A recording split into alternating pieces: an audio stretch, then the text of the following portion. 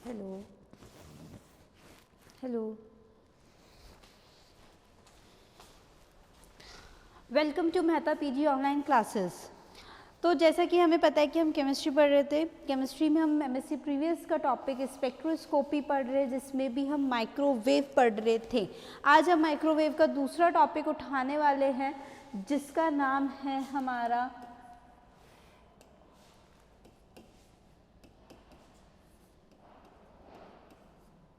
Rigid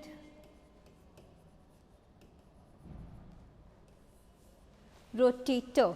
ठीक है, rigid rotator, जिसके अंदर हम देखेंगे कि हमारा एक डायटोमिक मॉलिक्यूल, रिजिड रोटेटर भी किसके लिए पढ़ना है हमें,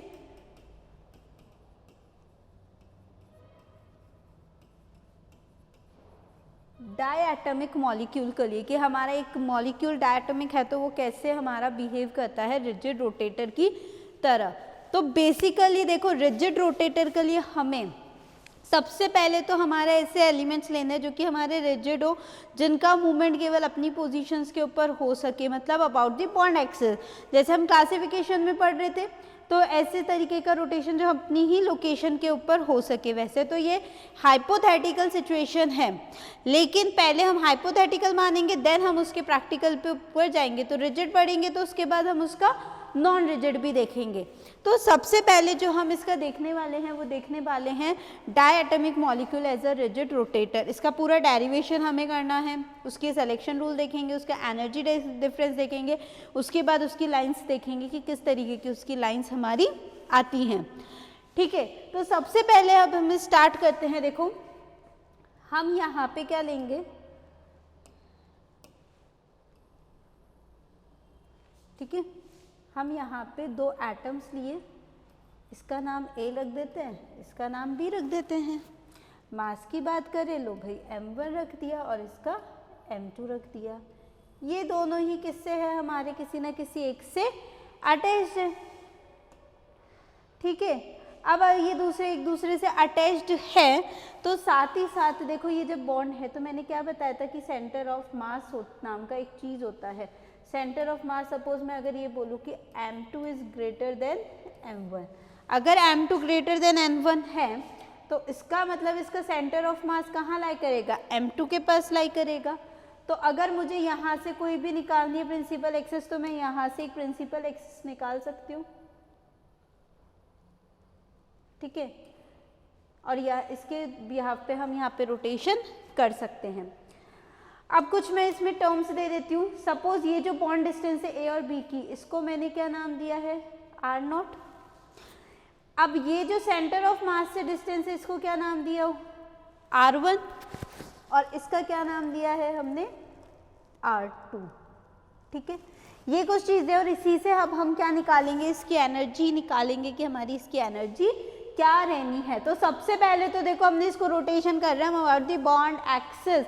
बॉन्ड एक्सिस रोटेशन के ऊपर ये हमारा जाता है A और B, M1 एंड M2।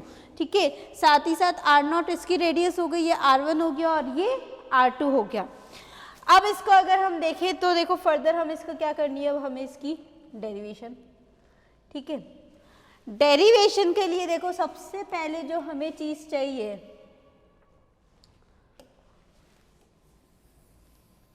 ठीक है, सबसे पहले हम इसका निकालेंगे वेरियस R निकालेंगे। अब R कैसे निकालेंगे, देखो हम इसका, ठीक है, तो देखो सबसे पहले तो हमें यहाँ से ये पता है कि R0 is equals to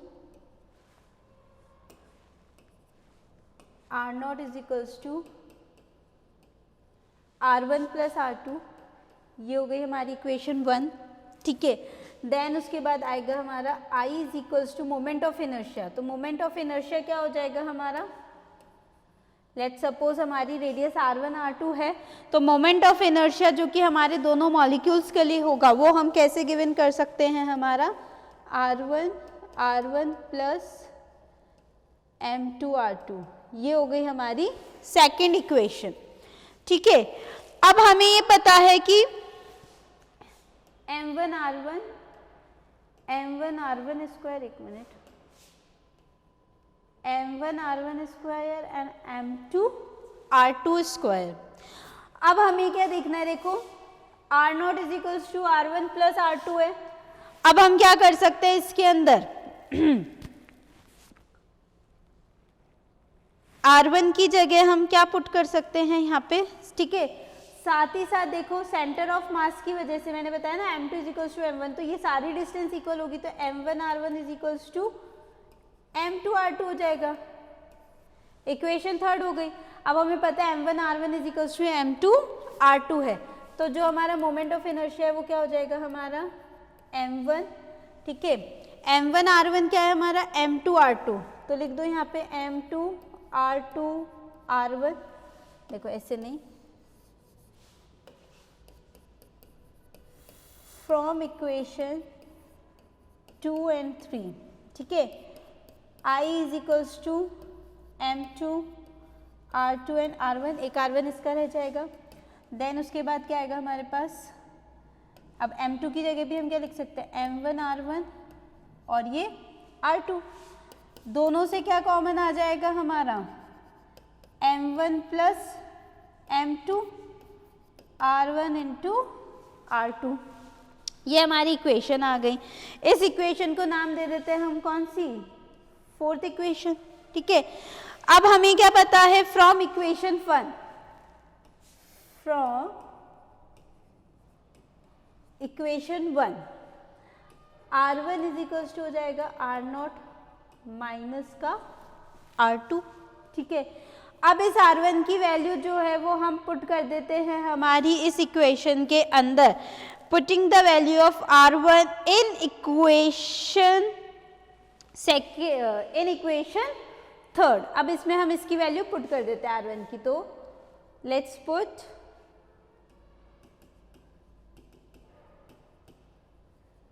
value of R1 in equation third में क्या रखेंगे हम भाई m1 R0 minus R2 is equals to m2 और R2, ठीक है। अब यहाँ से हम क्या करें, इसकी वैल्यू निकाल लेते हैं, ठीक है। देखो क्या वैल्यू निकालेंगे हम, m1 R0 माइनस का m1 R2 is equals to m2 R2, ठीक है। तो m1 R0 is equals to m2 R2 plus में m1 R2, ठीक है। यहाँ से जो हम वैल्यू निकालेंगे वो क्या निकाल गई हमारी m1 R0 is equals to R2 common आ गया, m1 प्लस m2 आ गया। यहाँ से हमारी R2 की वैल्यू निकल जाएगी, क्या निकलेगी यहाँ से m1 R0 अपॉन में m1 प्लस m2। इस इक्वेशन को दे दो फोर्थ इक्वेशन। सेम चीज जो हमें करनी है वो हमारे किसके लिए करेंगे, हम हमारे इसी तरीके से हम R2 की इक्वेशन निकालेंगे एंड R2 के लिए भी हमें सेम चीज करनी पड़ेगी, ठीक है। अब यही जो वैल्यू है इसको हम किस में रख देते हैं, हमारी इक्वेशन नंबर 4 के अंदर रख सकते हैं, ठीक है। इस इक्वेशन नंबर 4 के अंदर, तो putting the value of R2 in equation equation 4, ठीक है। R2 की वैल्यू पुट करनी है, तो I क्या था हमारा m1 प्लस m2, ठीक है। R1 R2 की वैल्यू तो हमें पुट करनी है, ठीक है। R1 इंटू R2 की वैल्यू कितनी रखनी है m1 R0 अपॉन में m1 plus m2, cancel out करा इसको यहाँ से m1 R0 R1, ये आ गया हमारा I की वैल्यू। नेम कर दो इस इक्वेशन को, this is the equation number 5th, okay, this is equation number 5th and this is equation number 6। इसी तरीके से अब हम एक बार क्या करेंगे, R2 की वैल्यू पुट कर लेंगे, ठीक है। सो फ्रॉम इक्वेशन, कौन सी इक्वेशन थी, first equation, from equation 1 R2 is equals to R0 minus R1 putting the value of R2 कौन सी इक्वेशन के अंदर आ जाएगी ये अब हमारी इक्वेशन जैसे हमने इसका रखा था इन इक्वेशन थर्ड, सेम चीज़ हमें यहाँ पे करनी है, हम इक्वेशन थर्ड के अंदर हमारी रख देंगे putting the value of R2 in equation third. अब थर्ड इक्वेशन के अकॉर्डिंग हमें क्या लिखना था यहाँ पे देखो, ठीक है, थर्ड इक्वेशन के तौर पे क्या लिखेंगे हम, m1 r1 is equals to m2 r0 minus r1, m1 r1 is equals to m2 r0 minus का m2 r1, m1 r1 plus m2 r1 is equals to m2 r0, m1 plus m2 is equals to r1, m2 upon में r0।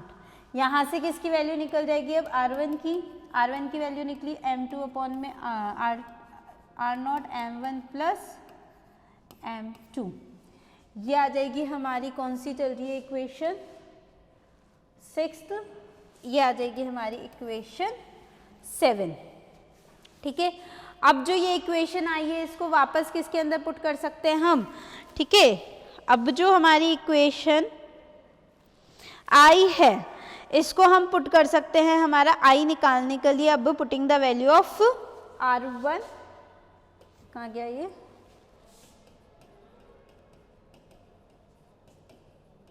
Putting the value of R1 कौन सी में रखेंगे इसको, in equation 6, ठीक है, in equation 6, तो क्या value आएगी I इज इक्वल्स टू क्या था यहाँ पे हमारा, अरे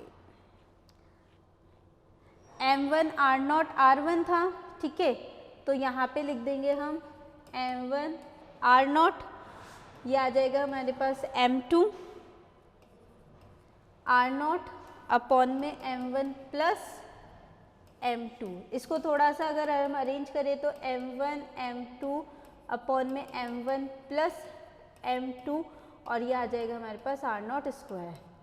इसी m1 m2 को हम यहाँ पे जो है वो डिनोट करेंगे, देखो इसको डिनोट करेंगे हम म्यू से, mu is equals to r0 का स्क्वायर, और ये जो म्यू होता है ये क्या होता है हमारा रिड्यूस्ड मास। ये आ गया हमारा अभी तक का इक्वेशन हमारी सॉल्व हो चुकी है। अब फर्दर जो हमें यहाँ पे करना है, ठीक है, रिड्यूस्ड मास तक तो हम आ चुके हैं। अब अगर हम देखें कि हमारा क्या है तो हम रोटेशनल एनर्जी जानते हैं कि रोटेशनल एनर्जी हमारी क्या होती है, हाफ ओमेगा स्क्वायर, ठीक है। नेक्स्ट पेज पे चले अब हम, ठीक है, वी नो, क्योंकि मॉलिक्यूल क्या है रोटेशन शो कर रहा है तो रोटेशनल एनर्जी देखनी पड़ेगी, तो we know rotational energy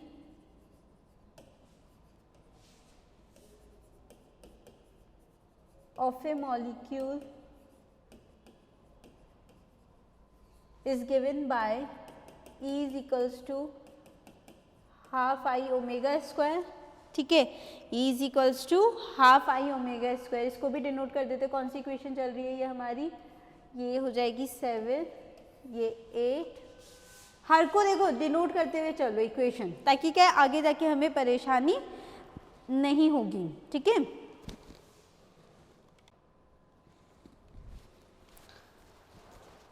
half I omega square ये क्या है हमारी E R, half I omega square rotational energy. अब हम साथ ही साथ जानते हैं कि हमारा एंगुलर मोमेंटम क्या होता है, एंगुलर मोमेंटम, ठीक है। यहाँ पे ओमेगा क्या है हमारी एंगुलर वेलोसिटी, ठीक है। अब एंगुलर मोमेंटम क्या होता है हमारा, L is equals to I omega, and L की वैल्यू क्वांटमली क्या होती है हमारी J प्लस 1 का रूट h बाय 2 पाई, ये वैल्यू होती है हमारी L की क्वांटमली जो कि हम निकालते हैं, ठीक है। ये इक्वेशन लिख देते हैं हम 10, इसको लिख देते हैं 11। अब हमें ये सारी चीज़ें देखो पता लग गई है ना, ठीक है। अब हमें क्या करना है, बाय इक्वेशन, देखो बाय इक्वेशन 9, 10 एंड 11, ठीक है। 9, 10, 11, 9, 10, 11 से देखो हमें क्या पता लगेगा, हमारा E R is equals to क्या था, हाफ आई ओमेगा स्क्वायर। अब हमें ये पता है कि हम एल की वैल्यू को ला सकते हैं, ठीक है। हमें क्या चाहिए, हमें कुछ ऐसे टर्म्स चाहिए जिससे हम इसका क्वांटम के अंदर कुछ नंबर्स ला सके हमारे एस डब्ल्यू ई के अंदर, जिससे हम क्वांटमली सॉल्व कर सके, कुछ कांस्टेंट को इंट्रोड्यूस कर सके। क्या करेंगे, इसको आई से दोनों साइड मल्टीप्लाई कर दो। अब जो आई बना वो क्या बन गया हमारा, half I square omega square का I, and we know that कि I square omega square is that L square. यहाँ पे आई ओमेगा था ना, तो यहाँ पे कर दो इसको आई। हमें तो भाई एनर्जी चाहिए ना एनर्जी, तो अभी तक जो एनर्जी आ रही है वो रोटेशनल एनर्जी आ रही है, और हम क्या पढ़ रहे हैं, माइक्रोवेव में रोटेशनल स्पेक्ट्रोस्कोपी पढ़ रहे हैं।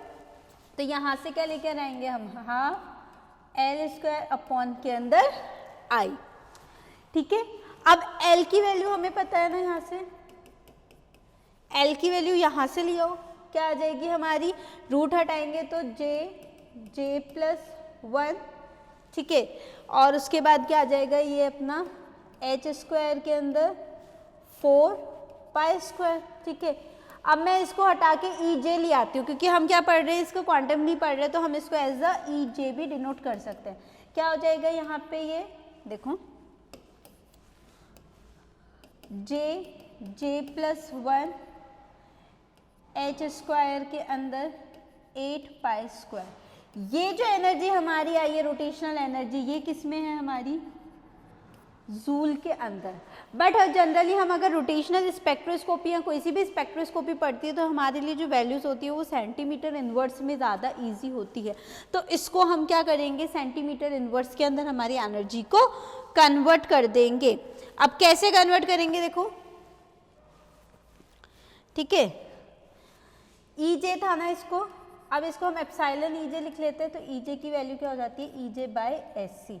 हम जस्ट एस सी से इसको डिवाइड कर देंगे, ये जो वैल्यू आएगी इसको हम सेंटीमीटर इनवर्स कहते हैं। जे क्या है हमारा, अब यहाँ से तुम ये बार बार पूछोगे मैम जे क्या है, तो जे इज, मैं एक साथ ही है ना इस लिख दूंगी, अभी कुछ और वैल्यूज आएंगी उनको अपन एक साथ ही डिनोट कर देंगे, ठीक है। एक मिनट के लिए और कर लेते हैं। ई जे इज इक्वल्स टू क्या आ जाएगा, अब देखो ई जे की वैल्यू क्या थी अपनी, यहाँ से ई जे की वैल्यू यहाँ से लिख लो, जे प्लस 1 एच स्क्वायर में 8 पाई स्क्वायर, ठीक है।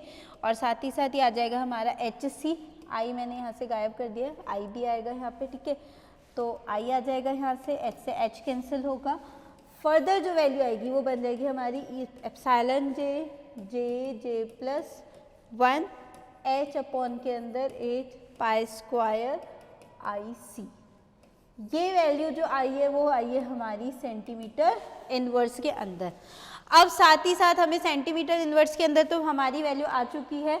अब जो हम इसकी वैल्यूज को देखेंगे, ठीक है, इसमें देखो वेयर एच अपॉन में 8 पाई स्क्वायर आई सी को हम बी डिनोट करते हैं एज अ कांस्टेंट, हम इसको लेकर आते हैं तो एप्सिलॉन की वैल्यू जो होती है वो जाती है B J plus 1 and this is a rotational energy centimetre inverse. अब तुम बार बार पूछोगे मैम बी क्या है, B is rotational constant and J is rotational quantum number. तो जे हमारा, बी तो क्या है, रोटेशनल कांस्टेंट है हमारा, and J is rotational quantum number, जिसमें हम जे की वैल्यूज को पुट करेंगे, जो कि जे की वैल्यूज हमारी होती हैं, ठीक है। जे की वैल्यूज अगर हम देखें तो जे की वैल्यूज आएंगी where J is equals to is equals to 0 1 2 3 4 and so on, ठीक है। ये आ गई अब हमारी वैल्यूज। अब अगर हम इसकी एनर्जी की वैल्यू पुट करें तो देखो 0 पुट करो और इस तरीके से हमारा तो एनर्जी हमारी आ जाती है। ठीक है, क्या क्या एनर्जी आएगी? अब देखो यहाँ से अगर हम एनर्जी के ऑर्डर्स की बात करें, एनर्जी ट्रांजिशंस लेवल की बात करें, पुट करो EJ इज इक्वल्स टू 0। ठीक है, EJ इज इक्वल्स टू, एक मिनट, EJ निकालना है ना हमें। ठीक है, तो पहला केस ले लो J इज इक्वल्स टू 0 के लिए, तो EJ की वैल्यू क्या हो जाएगी? J, देखो J प्लस 1 B। ठीक है, क्या आ जाएगी? J की वैल्यू 0 पुट करते ही 0 आ जाएगा। इसी तरीके से J की वैल्यू को कितनी पुट करेंगे? 1 पुट करो, 1 और ये कितना हो जाएगा हमारा 2, तो कितना आ जाएगा? EJ is equals to 2B centimetre inverse. Centimetre inverse लगाना नहीं भूलना है हमें। थर्ड आ जाएगा हमारा J इज इक्वल्स टू 2, लिख लो EJ is equals to B, 2 plus 1 is equals to 6B centimetre inverse. Fourth J is equals to 3, EJ लिख लो B, 3 plus 1 is equals to कितना हो जाएगा हमारा? 12B centimetre inverse. ठीक है, देन एक और केस ले लेते हैं हम लास्टली इसका। Fifth J is equals to 4, epsilon आ जाएगा B, 4 प्लस 1, 4 प्लस 1 करते कितना आ जाएगा? ये हमारा 20B सेंटीमीटर इनवर्स। ठीक है, यहाँ तक अब हमारा ये कंप्लीट हो चुका है। अब देखो, अब हमें इसके एनर्जी लेवल्स बनाने हैं कि हम कैसे कैसे बनाएंगे। तो यहाँ पे हम देखो इस तरीके से एनर्जी लेवल्स बनाते हैं। अब देखो तुम्हें साथ में डिफरेंस भी पता लग रहा होगा कि मैम 0 है 2 भी है, तो एनर्जी डिफरेंस जब आता है तो कितने का आ रहा है? देखो 2 का, 4 का, 6 का, इस तरीके से। तो यहाँ पे भी हमें ये चीज़ शो करनी होती है, पहले 2, देन 4, देन इस तरीके से, एंड देन इस तरीके से। तो ये 0 के लिए हो जाएगा 1 2 3 4। ठीक है, ये मैंने J की वैल्यूज लिखे हैं यहाँ पे।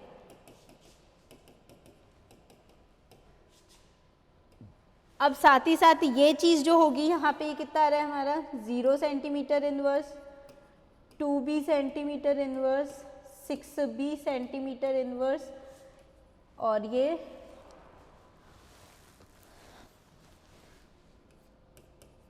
12B, और ये आ जाएगा हमारा 20B। तो देखो डायग्रामेटिकली में अगर सेंटीमीटर इनवर्स ना भी लगाए तो चल जाएगा हमारा काम, कोई दिक्कत नहीं है हमें। ठीक है, हमें सिर्फ इतना पता होना चाहिए कि हाँ ये जो वैल्यूज हमने ली है वो हमारी किस में आ रही है? इनके अंदर आ रही है। ठीक है, अब हम बात करेंगे इसकी किसकी? एनर्जी डिफरेंस की, कि मैम एनर्जी डिफरेंस कितना आएगा। तो देखो ये तो था हमारा कॉमनली जो हमने बताया कि डायग्रामेटिकली ये है। एनर्जी लेवल डिफरेंस की अगर बात करें, ठीक है, तो एनर्जी लेवल डिफरेंस बेटा और कुछ ही नहीं है, EJ जो निकालोगे ना तुम निकालोगे इसको 1 से लेके EJ इज इक्वल्स टू 0, मतलब n is equals to n minus 1 तक तुम इसको लेके जाओगे। ठीक है, EJ is equals to n से J is equals to n minus 1, यहाँ तक हम इसको लेके जा सकते हैं। तो इसका मतलब सीधा सीधा अगर एनर्जी डिफरेंस की बात करें तो ये होता है हमारा higher level minus lower level. अब भाई सीधे सीधे हायर लेवल से 2B माइनस 0 करोगे तो ये डिफरेंस कितने का आ रहा है हमारा? 2B का आ रहा है। 6B माइनस 2B करोगे तो 4B आएगा, 12B माइनस ये करोगे तो 6B आएगा, ये आएगा हमारा 8B। अब हमें स्पेसिंग भी देख सकते हैं कि स्पेसिंग जो आ रही है इसके अंदर अनइक्वल आ रही है। अनइक्वल का मतलब है कि देखो 2 है, फिर 4 है, फिर 6 का डिफरेंस और फिर 8 का डिफरेंस, मतलब पहले इतना था तो इतना हो गया, फिर इतना बढ़ता जा रहा है। तो इसी चीज़ को हम कहते हैं रिजिड रोटेटर। तो ये सबसे बड़ा ड्रॉबैक था कि स्पेसिंग जो थी वो इसके अंदर अनइक्वल आई थी, इसी के लिए फर्दर हम नॉन रिजिड रोटेटर को लेकर आए थे। तो यहाँ तक हो गया अब हमारा। ठीक है, नेक्स्ट चीज़ एनर्जी लेवल डिफरेंस को हम एज अ टैबुलर देखो कि एक बार लिख देते हैं, एनर्जी लेवल डिफरेंस कितना आएगा? एक को ले लो, 1 माइनस 0 कर लो या फिर कितना कर लो हमारा 1 इज इक्वल्स टू 0 कर लो, कोई दिक्कत नहीं है हमें। ठीक है, तो हमने क्या लिया है? J is equals to 1 two J plus 1, J is equals to 1 तो J is equals to j+1 तक, ठीक है, मतलब j है तो j के बराबर हो जाएगा।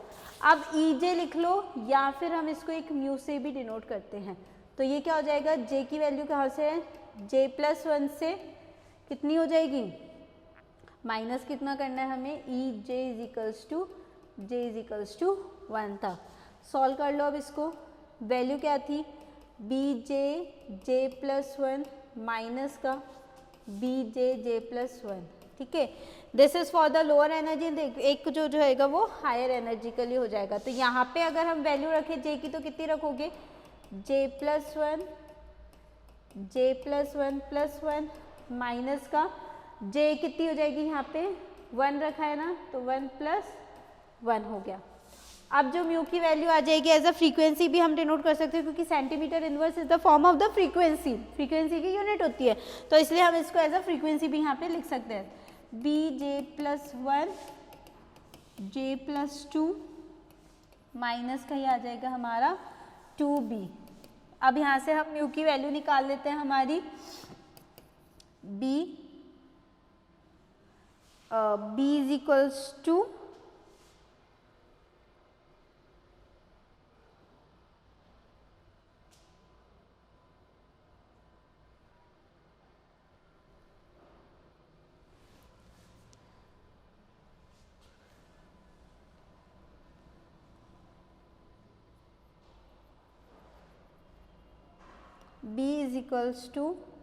फाइनली इसको सॉल्व करने पे हमारी जो वैल्यू आएगी वो आ जाएगी